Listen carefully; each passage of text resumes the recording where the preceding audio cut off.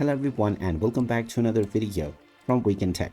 In this video, I'm going to show you how to delete any video from your timeline on the KineMaster application. So let's get started right away. First of all, open up the KineMaster application on your device, and once you open it up, you can start creating a new project from scratch or open up any of your old saved ones.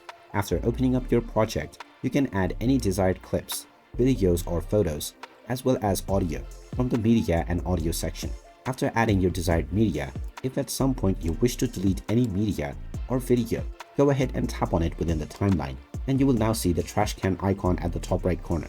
Just tap on this icon, and this will now delete your selected media or your video from your timeline right away. You can do this with any number of clips or any kind of media from your timeline. And there you have it. That is how easy it is to delete your videos from your timeline on the KineMaster editing app. If you find this video helpful, make sure you hit that like button and subscribe to our channel if you haven't done so already. Also ring that notification bell to never miss another update from us. Thank you for watching, and I will see you again in the next video.